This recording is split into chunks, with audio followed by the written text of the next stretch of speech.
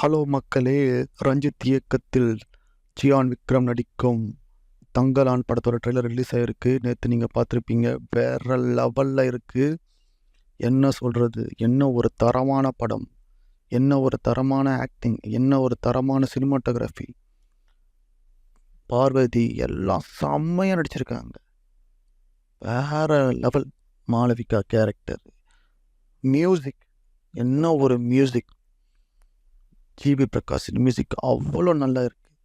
இந்த படத்தை ஞானவேல் ராஜா இவ்வளோ டிலே பண்ணி, ஆஸ்கர் அனுப்புறதுக்கெல்லாம் நிறைய டிலே பண்ணி, எவ்வளோ பிரச்சனை பண்ணி, இந்த படத்தை ப்ரமோட் பண்ணாமல் ஒரு குப்பையிலும் குப்பை, பெரும் குப்பை படமான கங்குவா படத்தை வந்து பில்டப் கொடுத்துட்டு, இப்போ இந்த ட்ரெய்லரில் கூட படத்தோட ரிலீஸ் டேட்டை வந்து இன்னும் அறிவிக்காமல் இருந்துட்டு இருக்காரு. இந்த மாதிரி ஒருத்தரை வந்து ரஞ்சித் கண்டிப்பாக எக்ஸ்போஸ் பண்ணி ஆகணும்.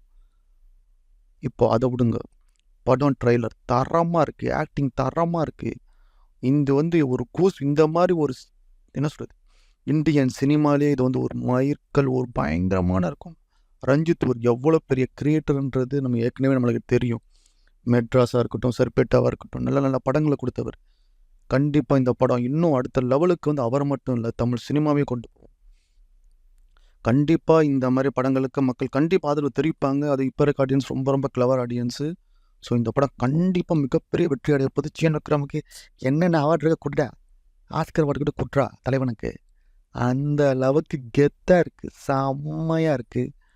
படம் வந்து ரிலீஸ் ஆக காத்திருக்கோம். ஆகஸ்ட் 15. இந்த ஞானவேல் ராஜா தொல்லை பண்ணாமல் எதாவது பண்ணாமல் இருந்தானா கண்டிப்பாக ரிலீஸ் ஆகும். படம் வெற்றி அடையட்டும். ஓகே காய்ஸ், நீங்கள் என்ன நினைக்கிறீங்க கமெண்ட் பண்ணுங்கள்.